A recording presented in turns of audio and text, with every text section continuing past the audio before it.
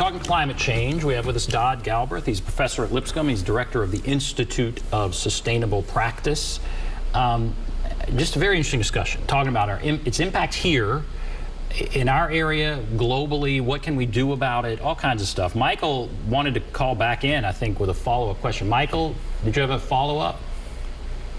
Yes, I just wanted to hear some more comments about the Gulf Stream, and I've read where the speed of the Gulf Stream is slowing down, and not only that, but the salinity is maybe changing from a lot of the polar ice melting. I'm not sure exactly why the salinity is changing, but that's what slows down the sinking of the Gulf Stream when it gets up towards Europe, you know, after it's carried the heat from the tropical regions all the way up there, out of our Gulf, I guess. But I'll let you go and listen to you comment. All right, well, let's talk about that. What about that? Well, I mean, I'm going to do a lecture on this for my new grad students who've never had science before in about a week or two. But matter on this planet, when it's heated, it generally becomes less dense, and gravity exerts less force on it.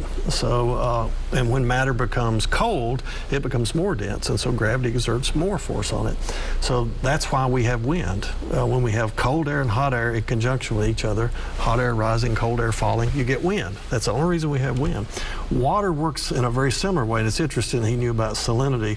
Salinity adds density. Coldness to water adds density, so it makes water sink to the deepest depths of the ocean, particularly when the salinity levels are really high. So it actually accelerates deep mixing in the Atlantic Ocean and the Pacific Ocean.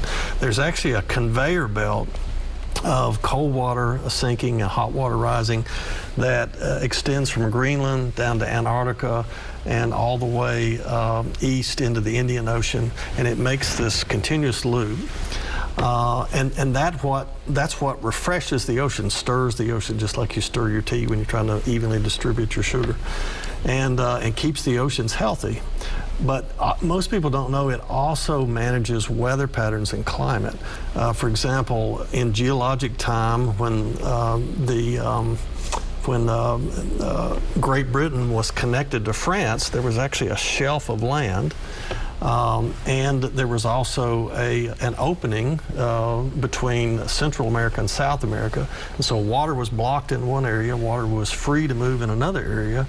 And because of that, air currents that were also rising and falling compared with this heat energy that was being transferred all through the ocean came in contact with a pendulum swing of very cold weather across the globe, and those changes in those ocean currents accelerated snowfall over Europe and resulted in up to 5 miles of ice being formed over the continents of Europe. Right. And when those melted, it erased that bridge between England and France. That they discovered that when they were digging the tunnel. They actually had to change the direction of the tunnel because of that ancient land bridge had actually gotten in their way that they didn't know was there. And it actually closed eventually the connection between Central America and South America and stopped that function of that particular glacial age. And that's an example of natural processes that created all kinds of glacier activity across North America and Europe. That occurred naturally. So just imagine what would happen if we interrupt that process in a way that nature has to find a new equilibrium to balance it all out. So there will be changes that will occur all over the globe because of one change that we've made by putting too many fossil fuel gases up in the atmosphere and trapping that heat in our planet.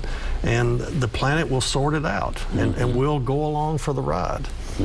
So he makes a great point. Earth systems are really complex.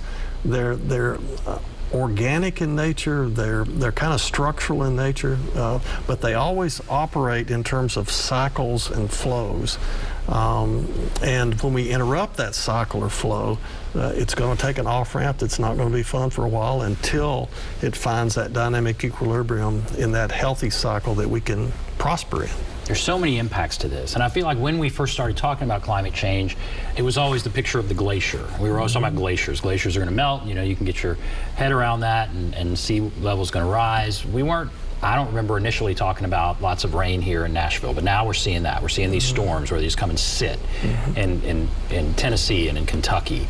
But the initial thing was these glaciers melting.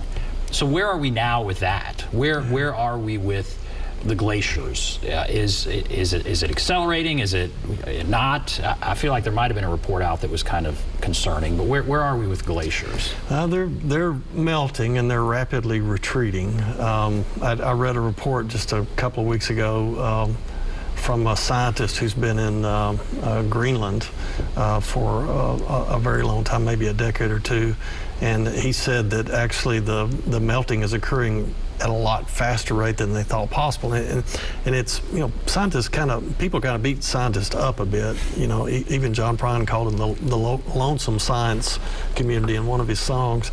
But and it is kind of lonesome being a scientist, because the Earth is really more complex than we can completely comprehend. And so who would have thought several miles of ice over Greenland could melt very fast? But it's happening, and it's just part of that dynamic equilibrium of a warming climate, getting rid of things that can't exist in a warming climate. And if ice is sitting on land, that means the volume of that ice is not in the ocean.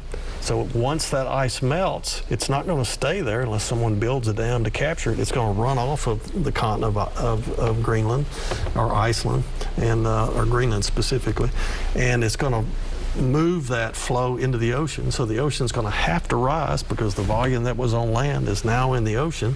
And if the oceans are going to rise, that means that oceans are going to move inland, because sea level is going up, and less land is going to be available for past uses.